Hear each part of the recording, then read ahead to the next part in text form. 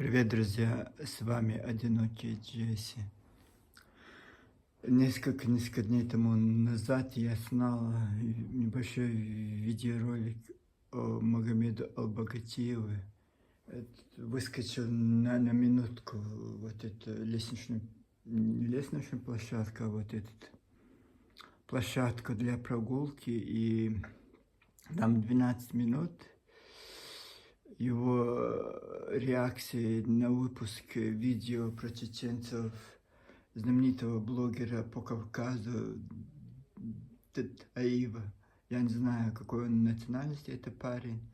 С первого дня я смотрю его, но он интересно. Он освещает только Северный Кавказ, весь Кавказ, и еще и другие народы. Но основная его вот это Кавказ. И вот он... Самое первое видео, вот этот блогер Даив, когда он начинал, он про Ингушетию, вот с этого я его 5 или 6 лет он уже снимает все это. Первое видео было 5 лет. Первое видео было про Ингушей, и я вот зацепило меня это, и я интересом начал его смотреть. Потом в этом году месяц назад, вот так было, даже не месяц, там 2 недели назад, 5 лет исполнился каналу, там 200 чем-то тысяч подписчиков, и он решил отметить свое 5-летие с новым выпуском про Ингушетию. Это он ввел эту программу в онлайн, и очень много рассказал про Ингушетию, там 88 карт представил, но хотя эти карты такие сомнительные, но вот он все это представил, все это показал. Я думал, что вот ингуши все будут вот это бегать там от радости, я не знаю, предъявлять эти картинки, там вот это, наоборот, была странная реакция, потому что он ингушей невозможно просто так рассказывать без контекста чеченца. И вот это им, скорее всего, не понравилось. И вот это тоже почему-то, то, что он хвалебное про ингушей снял, это он пропустил мимо ушей. Это в порядке. Для ингушей может все что угодно придумывать, рассказывать. Вот это хорошо, супер. А вот про чеченцев, да, это было плохо. Мне показалось странно, почему блогер должен думать, он же не может 24 часа думать только про ингушей. Там же на Кавказе есть почти 100 народов, в одном Дагестане их 30, и он же не может, вот это, конечно, он снимет, про чеченцев тоже снял ролик такой, точно так же. Я снял ролик и рассказал, что на Нахчта, вот этих, который скандал, который в прошлом году, в октябре, они симпозиум в Тбилиси устроили. И вот там ингуши там постарались в сторону чеченцев полить грязь, там очень был вот это чеченский историк Башлам Чимаев, это очень подробно он посвятил там. Там не только они собрали всех ксенофобов Европы, самой Ингушетии, и решили вместо того, чтобы рассказать про свою историю, про свою вот эту культуру, все вот это с Финляндии, с Германии, с Австрии, приехавшие все говорили почему-то очень негативно в контексте про чеченцев. А я вам скажу, это был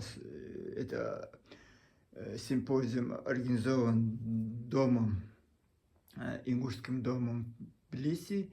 Там тоже выступила знаменитая вот эта Джоанна Коллинс, которую ингуши любят днем и ночью.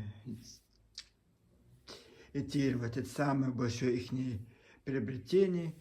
Танзила Чабиева, тоже этнограф, историк, решила воспользоваться моментом, и то, что она сказала, что нахские языки, это 6000 лет, это она не сказала ингушски, но Танзила Чабика не была бы Танзилочка, если она это все не перевернула, сказала, что материнская плата – это ингушский язык, это нахский язык. И самое главное – это ингушский язык от ингушского языка. Чеченский, все это, вот это, основное это нахский, это ингушский, поэтому она посчитала, что ей есть 6 тысяч лет ингушскому языку. Про чеченцев она говорит, нет, это тюркские, у них корни, вот это тюрки, а мы только нахи. Вот только когда вот это, они спорят про это древние тысячелетние истории, только тогда они вспоминают, что они нахи. В основном они аланы, кто угодно, дзурзуки, кистинцы, я не знаю, все у них, вот кабанцы они, шабанцы они, папуасы Новой Гвинеи они, я не знаю, что они только не придумывают. Только вот когда древность надо доказать, они говорят, а мы вспоминаем, что они нахи, они не нахи, это нахская группа, это чеченская, чеченские идут ингушская и все. Почему-то базбийство туда приписывают, тоже непонятно, но ингушам хочется, наверное. Это я смотрел, она по-английски говорила и по-русски переводили. И неправильно был перевод, потом она сказала, специально выпустила пресс-релиз, сказал, что она такая, что имя ингушский язык, они говорят, Жоанна Коллинз, но кто не в курсе, что Первую Чеченскую войну, она живет в Калифорнии, преподает калифорнийский, как это, Беркли, она очень заступалась за чеченцев, она всю свою деятельность вела в защите чеченцев. И именно из-за чеченского языка она сейчас нахско-дагестанскую эту группу. И она всегда вот на нашей стороне была. И вот это ингуши, конечно, она же думает, что чеченцы, ингуши – это один род, поэтому она, скорее всего, вышла на эту платформу, где, представляете, не было чеченцев. Там были грузины все, кроме чеченцев, и основные вот эти доклады были посвящены чеченцам. Вот это я такой экскурс. Вот это Магомед обогатил, этого не понравилось. Это он начал, вот этот доклад, вот этот Даив тоже раскритиковал, откуда-то взятые вот это какие-то вот эти, я сейчас не буду рекламировать их, вот эти 2-3, вот эти ингушские вот эти, вот они оклепали, что можно было наклепать, наши догадки, наши эти, вот то. Вот он, вот этот Магомед Оби, это не понравилось, почему он так хорошо говорит про чеченцев, и решил на него наехать, но там, и как я тоже наехал, 2 видео выпустил, и то я так не стал углубляться, а это так грамотно, он же писатель, он сейчас в студии в Ингушетии, вот центральной студии ингушского телевидения, там «Утро Ингушетии», вот там он презентует свою книгу, вот на столе, вы не видите, я вижу, на столе какая-то черная книжечка с такой твердым переплете, такая страниц 300-400 там, 350 вот так будет. И вот это, там вот обычная книжка, как все остальные, но там вот это именно чеченские войнавские вот эти переплетенные это узоры. Вот он пришел в эту студию презентовать свою книжку. Значит, человек грамотный, значит, начитанный. И вот как он вот это, он как бы себе Руслан Зуртанов молодости. Наверное, русский тоже так же начинал, очень с культурных вещей, а потом он углубился и пошел, сейчас вообще крыша съехала, сумасшедший человек, больной, вообще больной.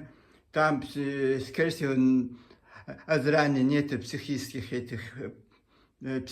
больниц, в Москву куда-то надо везти, или в Ростов, иначе диагноз каждым годом все это ухудшается, мания величина, все вот эти признаки психиатрии у него на лице. И вот этот Магомед Акбакти вот это сказал, я вот маленький ролик выпустил, Я хотел его делать правее, и потом так и оставил. 1000 с лишним человек посмотрел. Мне показал странно, там какой-то блог, который даже 1500 ему подписчиков нет. Какой-то странный блогер, и вот только много, оказывается, он был писать, а я же не в курсе. Потом я начал углубляться, смотреть ингушский, я же ингушское телевидение смотрю, и вот это увидел, что он писатель, оказывается, писатель. А я еще знаю, вот это у них не мягкое, это Уфтияте тоже Магомед Албагатиев, старик. Я думал, вот этот старик, оказывается, молодой парень. Но хотя и голос, видно, что молодой парень. И я-то думал, вот этот Уфтията, который, его однофамилиец, скорее всего, Магомед Албагатиев с Муфтията. А этот писатель, оказывается. Книжку я вижу ее. Ну, вот такой. И вот этот пассажир наехал на этого Даива. Я там тоже имя снял ролик, что я не знал, что надо спрашивать у вообще разрешение, чтобы снимать ролики про чеченцев. Вот это у меня было заглавие, и вот это.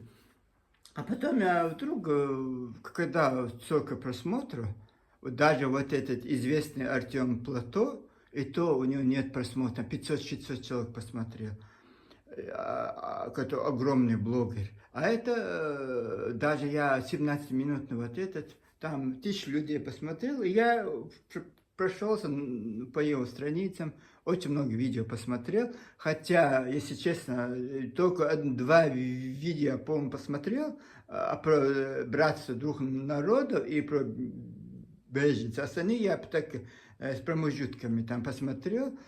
Очень зацепила вот эта дискуссия Нахчбата, вот эта грузинская дискуссия, которая 1400, по-моему, 1400 каком-то году какой-то не архиепископ, как это самое главное, вот этот написал вот и вот это их гложет.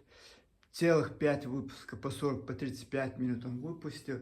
Но там он так углубляется, так он старается доказать. Я же смотрел его последние ролики, там он такой братский. Там чеченцы, если в Чечне будет война, беженцы могут в Ингушетию приехать. Если в Ингушетии будет война, беженцы могут в Чечне там скрываться. Ну такое. Я последние эти ролики такие любивые, такие. Я-то думал, вот у меня такое было впечатление, что он немножко нормальный, какой-то, все равно же потестаж, у них же интернет, все есть, они могут какую-либо информацию где-то найти, если захотят поискать, там можно все, что угодно. И я, тем более, писатель, я тоже писатель, вот, мне это, почему я сегодня снимаю, потому что, когда я узнал, что он писатель, я просто не подготовился, я еще надо было пару роликов посмотреть, я не стал это делать, потому что, хотя у меня сегодня была очень большая проблема, я вышел в город, пришлось попотеть, потому что прислали счет за электричество, за газ 10 000 евро. Скорее всего, ингушское проклятие на меня. Проклятие на меня. Ингуши наклали проклятие. Короче, 9300 евро я должен еще заплатить, а так я каждый месяц какую-то маленькую сумму заплачу, там 700 чем-то евро я заплатил, и еще я должен, оказывается, до 8 августа заплатить 9000 какой-то, почти это 9300 евро, это очень много, даже для нас это очень много, это такие суммы у людей на руках нету. А потом я шел, сперва они немножко поволновался, потом пошли они все черту. И сразу вспомнил про ингушское проклятие, наклали они меня шаманами, не знаю, где-то там они по этим горам целом там бегали, скорее всего, голые, чтобы на меня порчу. И вот это счет на 10 000 евро. Пришел, ничего, выкрутимся. Скорее всего, какая-то ошибка, я не знаю, что. Ну, вот есть тема у меня, вот вам рассказывать, пересказывать. И все это я мог бы рассказать, как я это искал, как это меня возмутило. Оказывается, у них конторы нет, где можно это жалобу подать. Короче, я пришлось последние 5 лет сети свои накладные достать. Их тоже надо достать, напечатать. Короче, все бумажки я пришел в контору, чтобы показать. Смотрите, я никогда вот столько не тратил, откуда это все взялось. А там вообще конторы нету в нашей стране. И так только онлайн такая смешная история. Зря я сел утро печатать документы. Вот такое ингушское проклятие на меня. Я немножко в сторону отошел. Вот тема у нас есть. Вот это возвращаемся, это Магомед Албогатиев.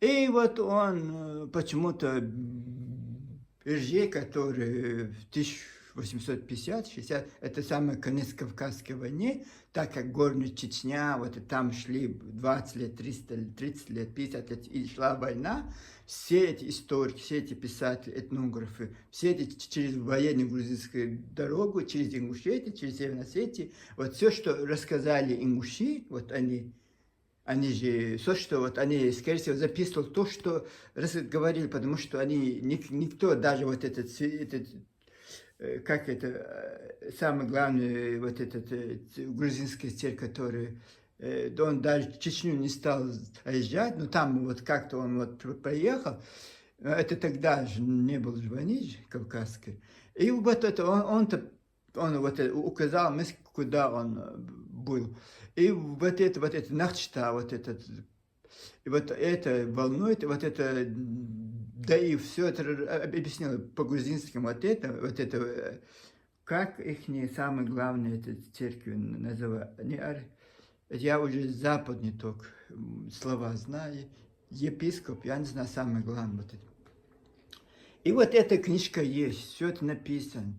И все это в Грузии есть специалисты, которые старый грузинский, вот это, они все есть. А вот ингуши, оказывается, большие специалисты ингушской, грузинской летописи, все.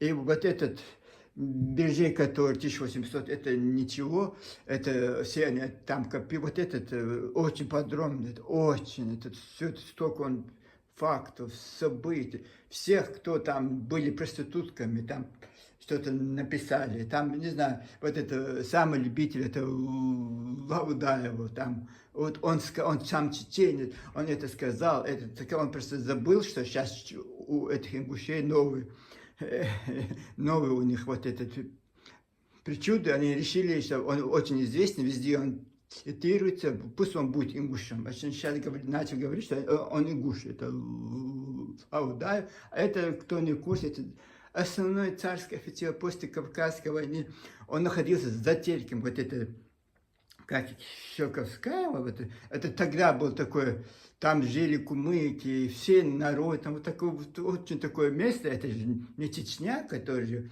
и вот это основное, всю жизнь служил царю-батюшку, вот что он может, вот это еще такой, скорее всего, надменный, высокомерный, как эти ингуши, и вот этот земцы для него, типа сам он чеченец, но он типа он в Москве там где-то там проходил службу, вот он так пренебрежительно, как, я не знаю, можно сказать, ксенофобски, вот это высказывание, вот этот, вот Берже, ему, они историк, который книжки издаются всему миру известны, он с него все это перечитают, вот это Ловода, это сказал какая-то проститутка, это сказал какой-то раньше наркоманов не было, сумасшедший, это сказал какой-то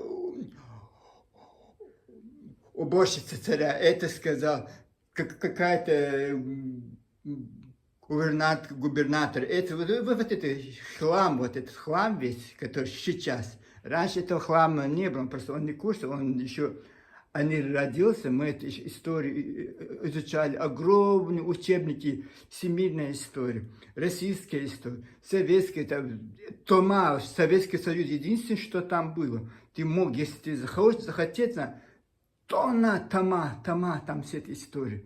Это сейчас откуда-то вы с интернета, с каких-то вот непонятных сайтов, эти имена берет, их разжируете. Потом это, и вот это непонятно, поэтому странно. А потом я смотрел, думаю, нет, Узуртан, это давно у меня уже рассказал, кто такие чеченцы. У ингушей нет названия Нахчи. И как они нас называли, вот это. Вот. Он говорит, что нет, Нахчта нет, Нахчо нет. Вот, а как называл? Не может 10-20 минут говорить, и не может сказать, как ингуши называли чеченца. Но зато я знаю, как ингуши себя тогда называли. Они называли себя Нахчи. Вот это же писать в Берже, везде это все же записывали. Вот они говорили, что они Нахчи. И вот такое, вот странная история, странная, вот это, а самое главное, миролюбивое, как два народа могут вот это. Мы будем говорить все, что угодно, мы спишем вашу историю, унитаз, то, что вы сотни веками, вот это подвиг ваш, это не подвиги, это вы просто так для себя, я не знаю, для чего вы там бегаете по этим горам против царского. Нет, а мы мужчины, мы великие. Мы вот эти какие-то проститутки, наркоманы, гувернантки, любовницы. Вот это любовники. Вот все, что они написали, вот которые хлам, это непонятно, кто они. И какие-то поэты, писатели, которые безымянные, это непонятно, кто. Главное имя, вот имя сказать и все. А пусть там Даль, да, это великий, вот это Даль, Берже. А все остальное это непонятно кто. И вот такой очень убедительный, внимательный, с текста читает это все. Например, я вот без текста, без ничего, просто импровизация. И вот парень оказывается очень умный парень. И вот как он вот так углубился, я вообще удивился. Думаю, Бузуртана еще Бузуртана, да, сумасшедший, ну, городской сумасшедший. А это еще дальше пойдет. Он сейчас вот такой очень, представляете, как он видит дружбу между двумя народами. Мы ингуши, мы великие, вы должны это признать. И мы с барского плеча вот признаем вас, вы же как-никак, мы это, то общая история, вот это, и то, что вы говорили, то, что вы гадость нам делаете, то, что вы все это до сих пор не можете остановиться, травите нас во всех этих пабликах, чатах, и вот это все мы должны забыть, что как будто бы этого не было, вы наши великие братья. Для меня, мужчин, вот для вас, чеченцы, это каждый имеет свой выбор. Вот я имею выбор уехать из своей страны, хотя я приехал в Европу, я действительно беженец, потому что я в России официально находился вынужденным расселенцем. Я не пришел в ваши Ингушетии, я знаю вас, поэтому я к вам не пришел. Я с трудом жил в Петербурге, в Санкт-Петербурге. Катя выживала, наша семья там. И мы к вам не пришли. Ни один член нашей семьи. Единственное, это тетка у вас там находилась. Мы вам не лезли. Вот это тоже очень странно. Вот даже порядочный человек, как он может в этой пропаганде утонуть? Как он не может, вот знаете, вот пусть говорят, кто говорит, вот я скажу, вот я хочу правду, все, намного тебе будет достоинства. Я же не думаю, что все ингуши такие, нет, они такие. Есть вот эти бывшие жители Чечни, Ингушетии, которые предатели своей родине. Сегодня они предали свою родину, завтра предадут свою мать родную. Вот они, вот. И ты же родился в наше время, тебе 30-33, сколько тебе лет? Ты же родился в свободное время. И почему у тебя вот такое предвзятое отношение к чеченцам? Скорее всего, у вас в ваших школах ничего, а вот это у нас же, скорее всего, вот жалко, что я не живу в Чечне. Я бы приехал бы, у вас всю эту книжку скупил бы, чтобы посмотреть, узнать, почему вы такие глупые. Казалось бы, на вид интеллигентный человек, и что вам не хватает? Почему у вас нет вот этого, вот даже мне это, вы думаете, потому что чувство справедливости, единственное, я преследую чувство справедливости. И я хочу знать, почему вы такие подлые. Я, потому что я всю жизнь с своими этими ингушами братился, дружил. Я не знаю, последние 10 лет ни с одним чеченцем, я не говорю, вот все у меня ингуши, 3-4 ингуша, и меня вводил в дружбу. И оказывается, как один надо мной насмехался, вот за моей спиной, это гадости, скорее всего, говорили, это в чатах, вот эти же ингуши, мои друзья, писали эти всякие гадости в сторону чеченцев. Если они не любят этих чеченцев, почему они должны любить меня? Поэтому я их разорвал. Не надо мне, не надо мне. Вот не надо, вот эта дружба мне не надо. Лучше я буду один. Я одинокий Джейсон, я привык жить один. Мне без вас, ингуши, знаешь, как хорошо? Правда, ваше проклятие, порчу на меня вы решили сделать. Вот, зато я не заикаюсь. Вот это интересно. Это волнение. Я ребенком же, я же пережил тоже. Я не хочу, никогда это не рассказывал. Потом вы будете во всех этих пабликах об этом писать, трубить. Я подвергся насилию, вот из-за этого у меня вообще речи не было сперва. Потом появилась речь, но задержка, потом определили дефект заикания, дефект речи, заикания был. Но потом все эти, меня водили во все эти святые места, везде я был. И они сказали, ровно 16 лет мне будет, и я восстановлюсь. Так и получилось. После 16 лет я как соловей разговариваю. Но иногда бывает такое, какие-то цифры у меня не хватает воздуха, когда я много говорю и возбуждаюсь. И вот последний ролик вообще, я так хотел говорить красиво, но так не получилось, потому что я говорю про тему, потом начну говорить другое про ингушей, потом вот себя обрываю. Я же без текста, без ничего. И вот потом вы все вот это накидываете на меня. Шли это проклятие. Лучше пошлите это проклятие своим этим испорченным людям. Мы народ, если у тебя будет один, вот у вас ингуши только чеченцы, хотите вы это, не хотите вы это. Вы, если хотите, там, не знаю, сядьте на эту лодку, это философский паровоз, вот как раньше, когда